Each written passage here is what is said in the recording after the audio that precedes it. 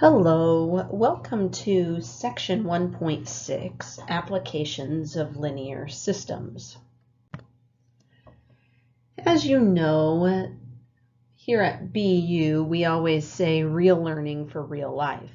So what we're going to do in this section is look at a few scenarios on how we can solve real life problems using matrices.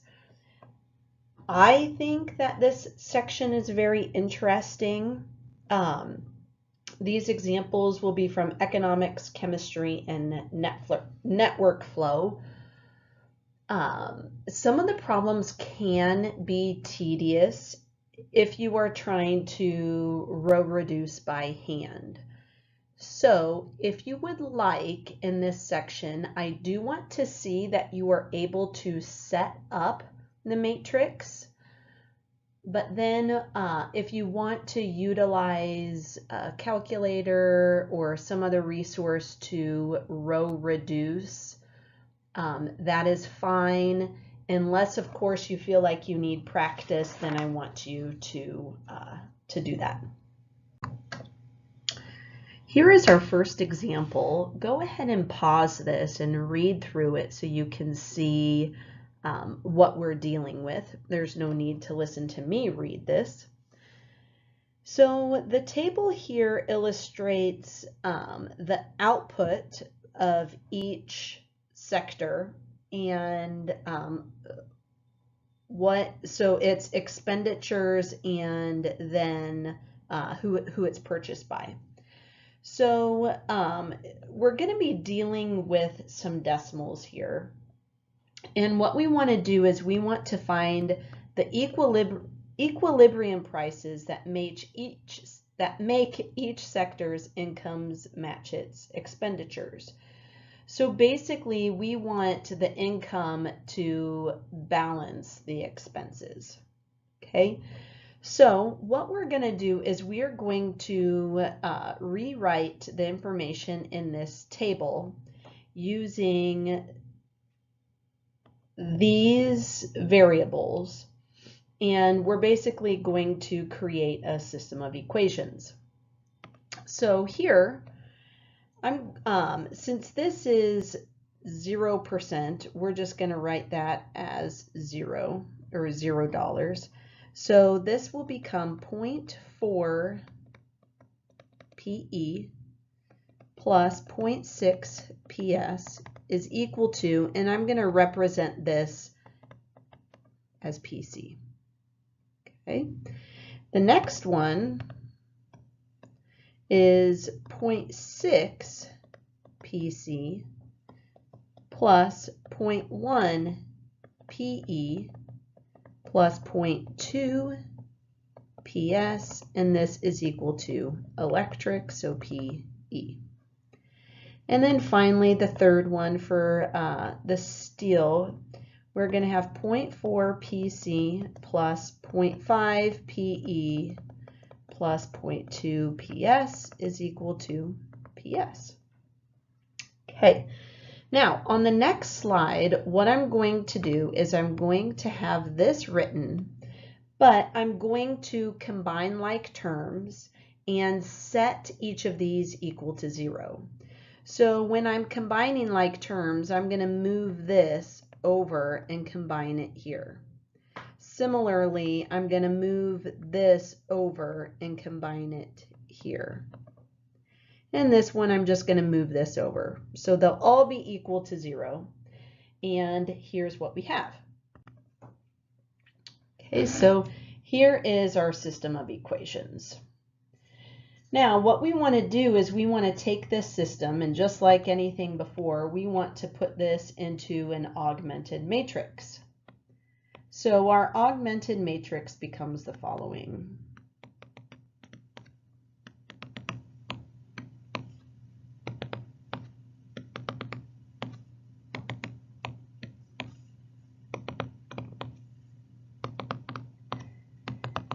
Now, you can see that we're dealing with decimals here.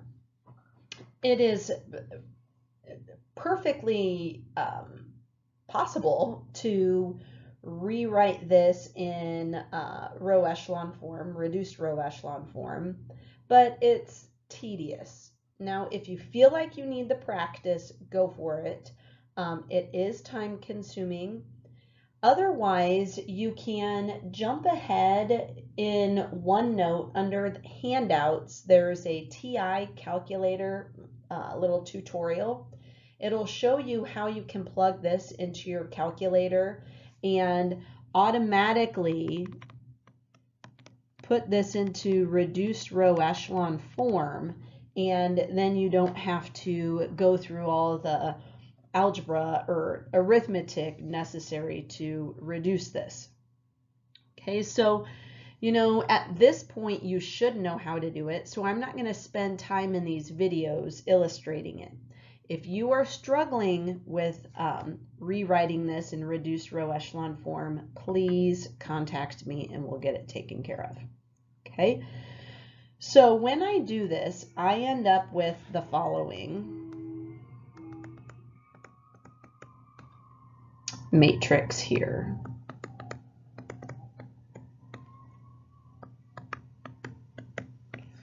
Okay, now I want to remind you that this first column represents the price of the coal. The second is the price of electric, and the third is the price of steel.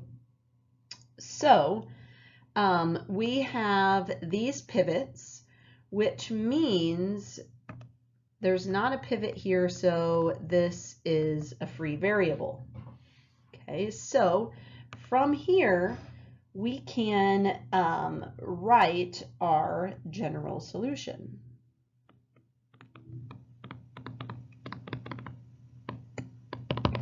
So writing this, we have PC is equal to, or I'm sorry, let's take some baby steps. PC minus 0.94 PS is equal to 0.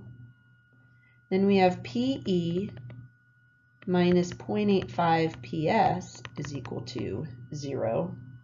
And then PS is free. So a lot of times what we'll want to do is whatever the pivot is, so PC in this case, PE in this case, we'll get that variable by itself. So a lot of times I'll skip this step and I'll jump immediately to PC is equal to, moving these over, 0.94 PS, PE is equal to 0.85 PS, and then PS is free. So remember, if PS is free, PS can be anything. Okay, so what I have here is the general solution, and we have asked, let's see, we've been asked for a little bit more information to find the equilibrium. Okay, so what I'm going to do now is I can represent this in vector form.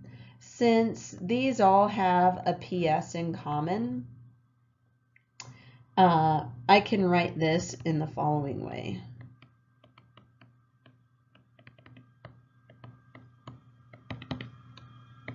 So just like I have here, PE is 0.85 PS, and PS is free, so we'll let it be PS. They all have a PS in common, so I'll take that out, and then my other matrix, or my matrix becomes this. Okay, so we can see that depending on what the steel sector is, that kind of makes everything else rely on it. So the incomes and expenditures of each sector depends on the steel sector. So let's say that PS is 100. Then that means the coal is priced at $94 because I'm going to take 100 times each of those. So the coal is priced at 94, electric is priced at 85, and the steel is priced at 100. So that is what the equilibrium prices would be to make the sector's income match its expenditures. Sorry, I'm not going to write that all out. Okay. The next type of example that we'll see is balancing chemical equations. So I don't know if any of you have taken any chem classes, but when I realized that you could balance chemical equations using matrices, my mind was completely blown. I think it's absolutely incredible that this actually works. So if you have any chem major friends, you should show them this because it's quite extraordinary. So here are the steps you can take. You can pause this and read through it, but I'm just going to jump into this. Here's our first example. So what we want to do is we want to balance this chemical equation using vectors. So I don't know anything about chemistry. Yes, I've taken chem classes, but I don't know anything about it. So C represents carbon, H is hydrogen, O is oxygen. So those are basically what we're going to, how we're going to set up our rows in our matrices. Now, when you're balancing, you don't need to know a lot about chemistry for this, by the way. Now, when you're balancing chemical equations, you want this left-hand side to equal the right-hand side. So what I'm going to do is I need to figure out what these coefficients are.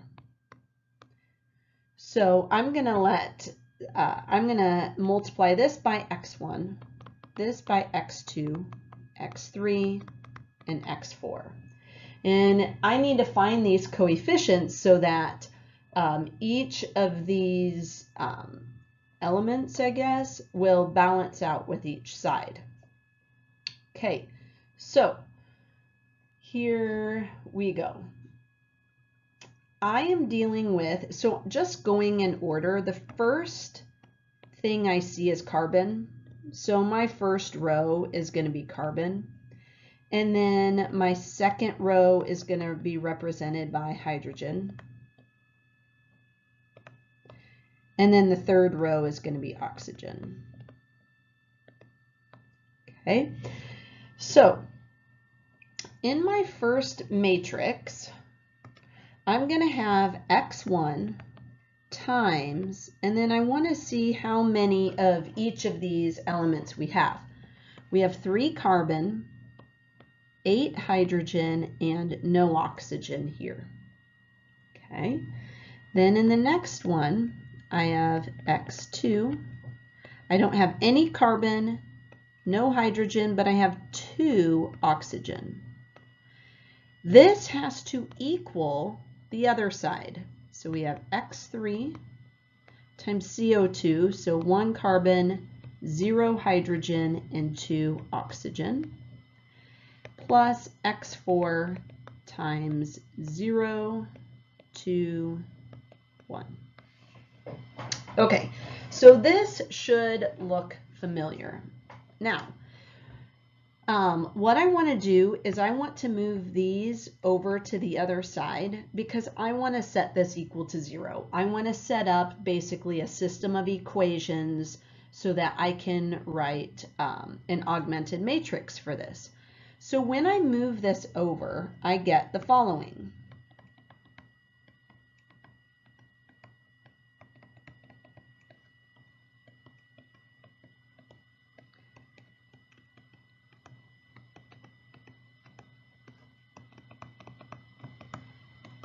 All right, so I have this. We can say this too. That's just equal to 0. All right, now, what I'm going to do is I'm going to change these. Oops, this should be a minus.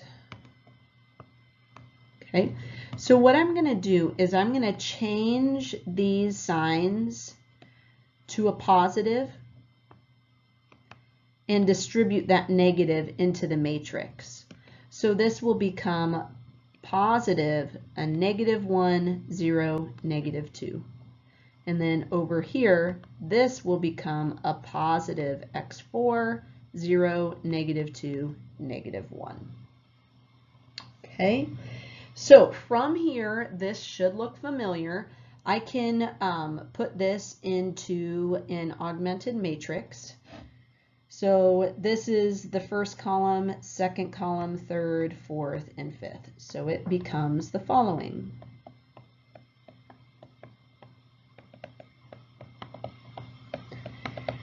Now, you will find if you have one entry written incorrectly, it is going to make your life miserable. I speak from experience.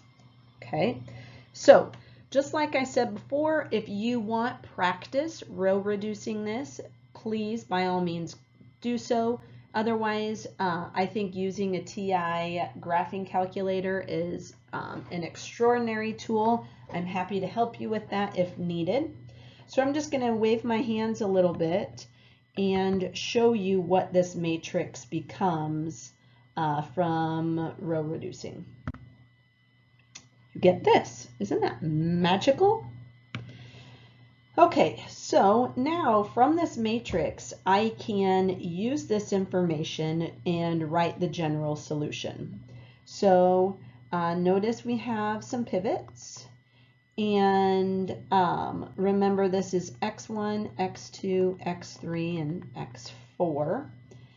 And from here, this becomes x1 equals 1/4 x to the 4th. Okay, now remember what I did is I just moved it over so that I could set it, so that I can isolate x1 and it's by itself.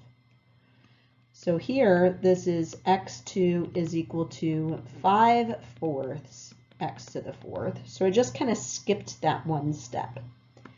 And then x3 is equal to 3/4 x to the 4th. And x to the 4th, or not x to the 4th, x4 is free.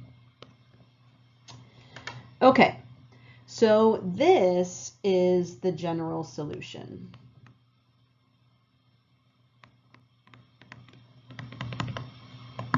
Okay, but we need to balance the equation. So we actually need to find numerical values for x1, x2, x3, and x4. Now, the coefficients of a chemical equation must be whole numbers. Okay, so think about what, since x4 is free, we're going to choose something for x4. Think about what that could be so that we don't have any fractions. Well, let's let x4 equal 4. If x4 is 4, then x1 is 1/4 times 4, which is 1. x2 is 5/4 times 4, which is 5. And x3 is 3/4 times 4, which is 3. So now we have everything we need in order to write our balanced chemical equation.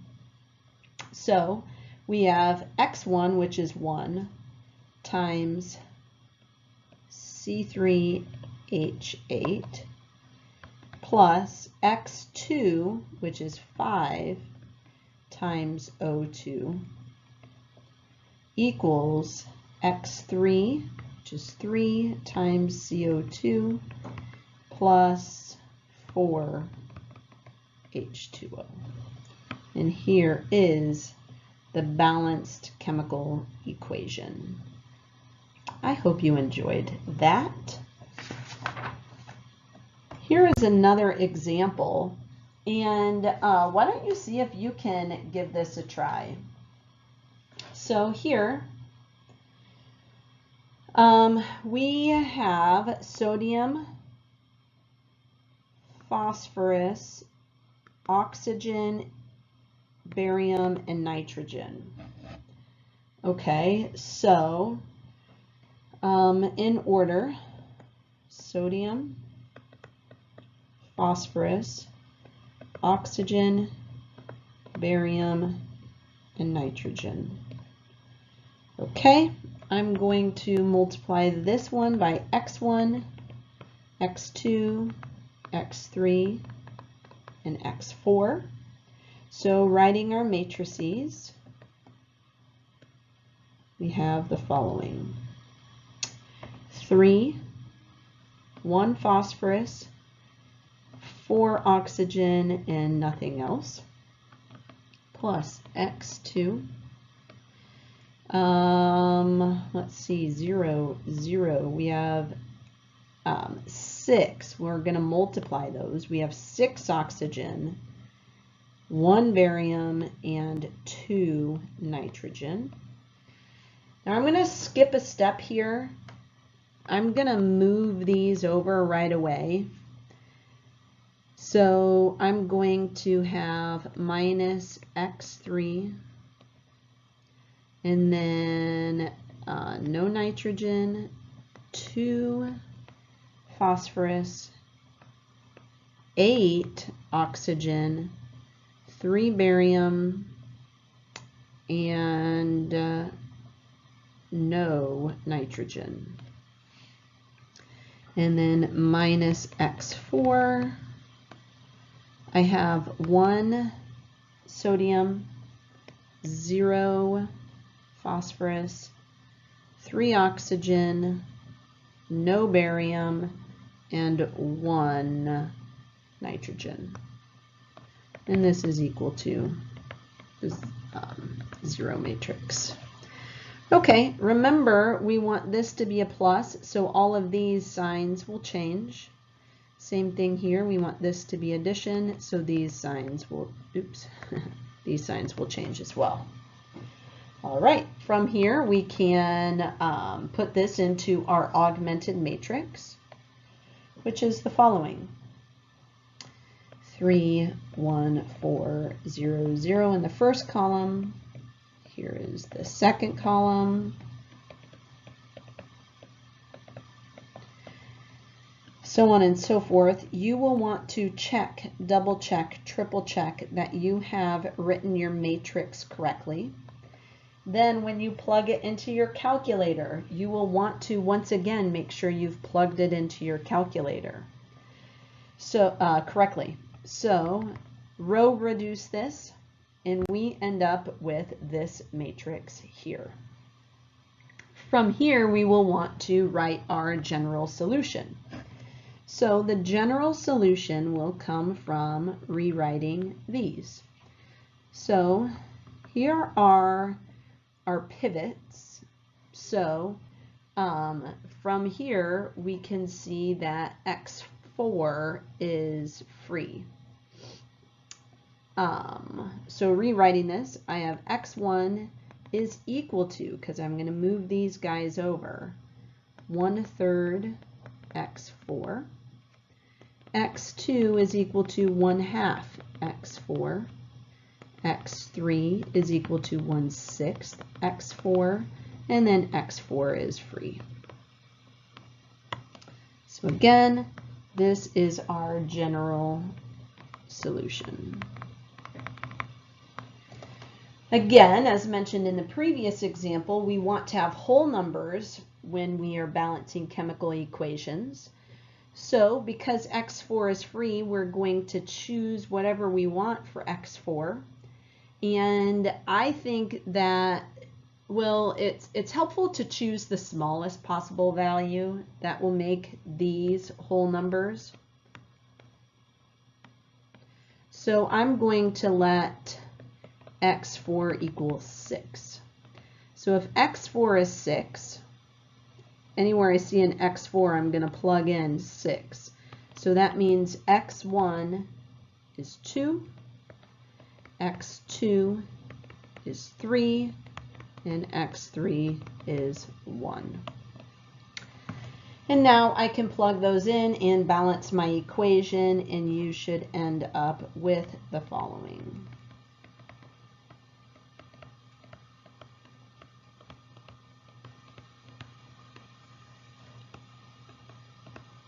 I don't know about you, but I found this to be absolutely fascinating. I don't know how I've gone this far mathematically and not known you can balance chemical equations with matrices. Woo! All right, let's take a look at one final type of example, and this is networks. So a network is a node or a junction. A lot of times, like traffic studies could use this. So basically what we're going to do is we're going to write linear equations. And if I'm dealing with intersections, the number of cars in need to be the number of cars out. Unless, of course, there's an accident, then there's a different problem. So we're just going to assume for illustration purposes that there are no accidents. So total cars in an intersection needs to be equal to the total cars out. Okay, I'm going to show you a couple different examples here. So we'll deal with intersections and networks. Here's our first example. We have this network, and we have these 5 different nodes labeled 1, 2, 3, 4, 5. Okay, so I have these nodes 1, 2, 3, 4, and 5. Well, for each node, I want to find the flow in and the flow out. Okay, and I know that these arrows are kind of hard to see, so let me just draw these in real quick so you can see them better. Okay, so remember, as mentioned a moment ago, flow in needs to equal flow out. Okay, so each node is going to have its own equation. So if I look at node 1, this one right here, flowing in is 20, and flowing out, there are actually 2 of them, x1 plus x2. Easy enough. Let's go to node 2.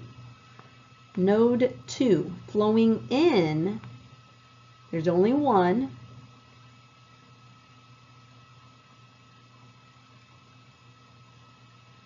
Flowing in, sorry, I lost my train of thought. Flowing in is x4. Flowing out, there are 2 of them, x3 plus 20. Node 3. Flowing in is x2 and x3. And flowing out is 10 plus 10. So you're just following the direction of the given arrows. Node 4 is here. Flowing in, we have x1 and 10. And flowing out, we have x5. And then finally, node 5. Flowing in, we have x5 and 10. And flowing out, we have x4. Okay, so here, like I said, we are going to use these to write our general solution. Okay, now, when I write my general solution, what I'm going to do is I'm going to have the variables on one side and then the constants on the other. Okay, so I'm going to combine like terms if needed and have the constants on one side. So this becomes x1 plus x2, and it's nice to line up the variables if you can, is equal to 20.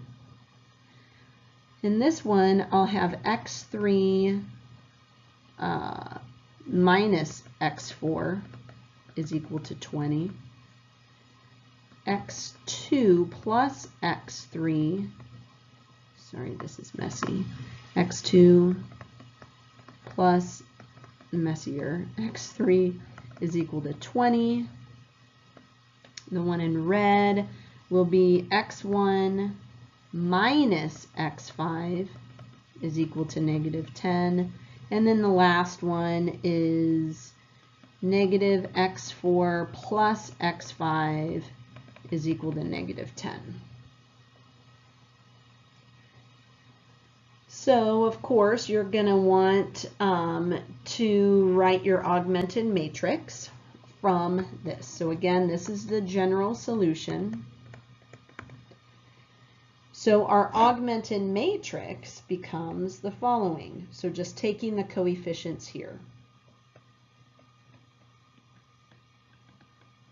Oops, sorry, I got ahead of myself. Okay, taking these coefficients, I apologize. 1, 1, 0, 0, 0, 20. That's for the first equation. Then 0, 0, 1, negative 1, 0, negative 20. So on and so forth. I don't know that you need to hear me read this, but I do know that if I talk while doing this, I will likely make a mistake. So if I have a mistake, I am deeply sorry. Okay. Now everything I've shown here, I will want to see this on an assessment. Okay, so you need to show me all of this. Now, as far as row reducing, if I specifically ask you a question about row reducing, then I want you to show me that work. Otherwise, at this point, you should be able to put this in reduced row echelon form. Okay, so here is the reduced row echelon form. Okay, I would like you to pause the video and make sure that you can somehow get this. So plug that augmented matrix into your calculator or row reduce, or find a tool online where you can reduce this. Okay, so here, if I write this out, my general solution would look like x1 minus x5 is equal to negative 10. This one is x2 plus x5 is equal to 30. x3 minus x5 is equal to negative 10. x4 minus x5 is equal to 10. And then x5 is free. I know it's free because you have a pivot, pivot, pivot, pivot, no pivot, so x5 is free. Okay? So oftentimes we will want to isolate the variables, so I'll want to get these by itself by moving these x5s over. So my network is going to be x1 equals negative 10 plus x5. x2 is equal to 30 minus x5. x3 is equal to negative 10 plus x5. x4 is equal to 10 plus x5. And then x5 is free. So, because x5 is free, this system has infinitely many solutions. We don't need to consider overall flow in, flow out. There are no restrictions given to us on this system, so we have an infinitely many number of solutions depending on what x5 is. Now, in the next example, that's not necessarily the case. Here, go ahead and pause this, read through this so you can see what's going on. Now, this is an example directly from your text. So if you want to read this example, you certainly can. I'll just go through this a little bit. So we have 4 different intersections or nodes. Okay, so I'm going to call it intersection now instead of node. We have A, B, C, and D. We will also have a total flow in and total flow out, which is different than the last example. The last example was closed. There was nothing coming in or going out. It was all in one network. But this is a little bit different. Okay, so just like before, we're going to want to make a chart for each intersection and the total of flow in and flow out. All right, so with this, let's start with intersection A. With A, looking at flow in, we will have 300 plus 500. This is going to equal x1 plus x2. Okay, so out, out, in. Okay, intersection B. So flow in is x2 and x4. And flow out is 300 and x3.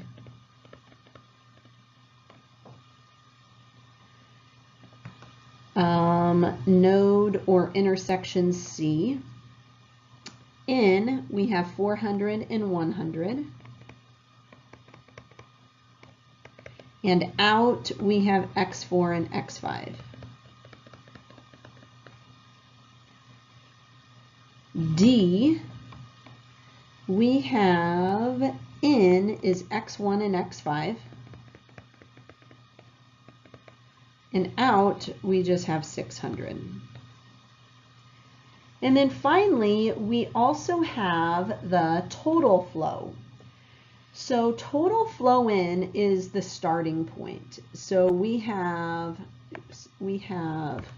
300 in, 100 and 400 and 500 in. Okay, so 300 plus 100 plus 400 plus 500 in is equal to out is 300 x3 and 600.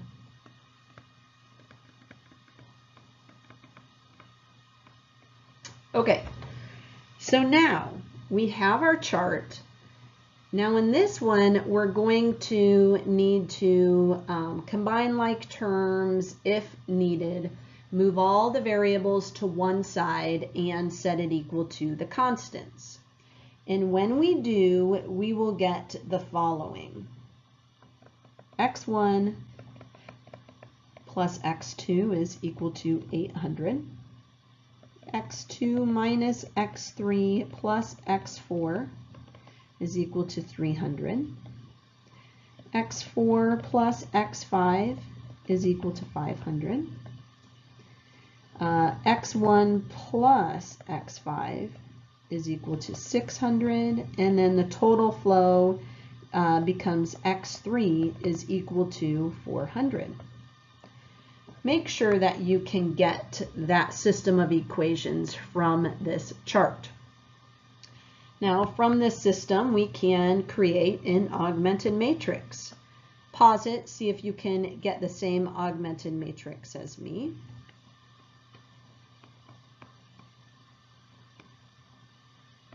Which is the following.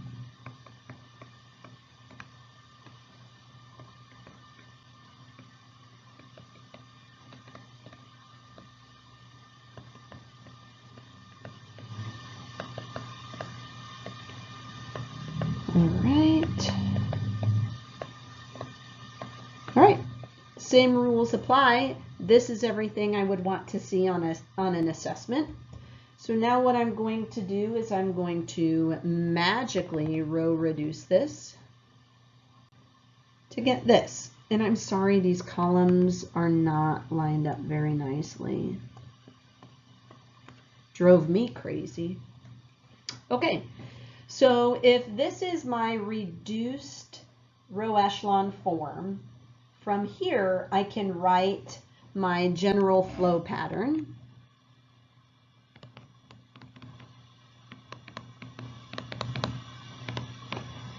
As the following.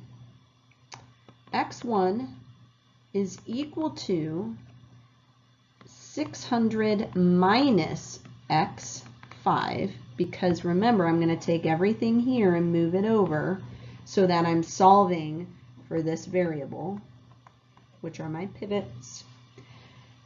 Then in the next row, I'll get X2 equals 200 plus X5. Then X3 is equal to 400. X4 is 500 minus X5. And then X5 is free. Because X5 is free, we can let X5 be anything we want. Now this one is a little bit different because we were told that we specifically have one-way streets. Since we have one-way streets, all of my variables need to be positive. Okay, so they all have to be positive. So no negative values, which means this implies that X5 has to be less than or equal to 500. Because if X5 is more than 500, then X4 will be negative, which we don't want that to happen. Okay, so this is the final answer, and this concludes section 1.6.